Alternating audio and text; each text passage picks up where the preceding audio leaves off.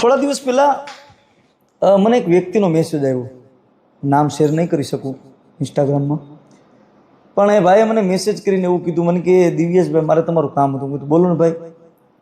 પછી મને કહ્યું ફોન કરું. મને ફોનમાં મારે એની સાથે વાત થઈ, મારા નંબર મેં આપ્યા. મને કે દિવ્યેશભાઈ વાત મારે તમને એ કરવી છે કે હું કોઈ છોકરીને પ્રેમ કરું છું, અમારી જ્ઞાતિઓ અલગ છે. હવે પરિસ્થિતિ એવી થઈ છે કે 2 મહિના 3 મહિના પહેલા અમે મેરેજ પણ કરી લીધા. રજીસ્ટ્રેશન થયું કે નથી થયું નથી ખબર, પણ હવે દીકરીના પરિવારને ખબર પડી ગઈ એટલે એ દીકરીને લઈને બીજે કોઈ એમના સગાવાલાને ત્યાં દીકરીને શિફ્ટ કરી દીધી.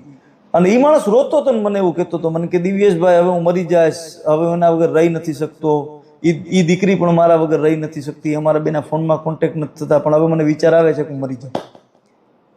તો સાહેબ એ વ્યક્તિને નહીં પણ એવા દરેક વ્યક્તિઓ જે મારા વિડીયો જોવે છે એને કહું છું કે તમારા મરી જવાથી આ દુનિયાને કોઈ ફરક પડતો નથી. તમે કદાચ મરી જાઓ કે સુસાઇડ કરી લ્યો તો દુનિયાને કાંઈ ફરક પડતો નથી. પણ હું એટલું કહું છું કે તમે પ્રેમમાં છો, નો ડાઉટ, તમે કોઈને સાચો પ્રેમ કર્યો છે, નો ડાઉટ, ભલે સાચો પ્રેમ કર્યો છે, તમે એના વગર નહીં જીવી શકો, પણ ખાસ કરીને હું બધાને એવું કહું છું કે મરવું ને એ કોઈ છેલ્લો રસ્તો નથી. મરવું એ કોઈ છેલ્લો રસ્તો નથી, કારણ કે તમે તો મરવા વાળા મળી જશો, કદાચ મરી પણ જાઓ, ચાલો સુસાઇડ કરી પણ લ્યો, પણ સાહેબ તમારી પાછળ તમારા મા બાપ છે જેણે 20 વર્ષ સુધી 22 વર્ષ સુધી પાણા એટલા પીર કરીને તમને મોટા કર્યા છે, પોતાની દરેક ખુશીઓને જાતી કરી અને તમને ખુશી આપી છે. સાહેબ 22 વર્ષના દીકરાને જો એ મા બાપને કાંધ દેવી પડે ને તો એ મા બાપ જીવતા જીવ મરી જશે.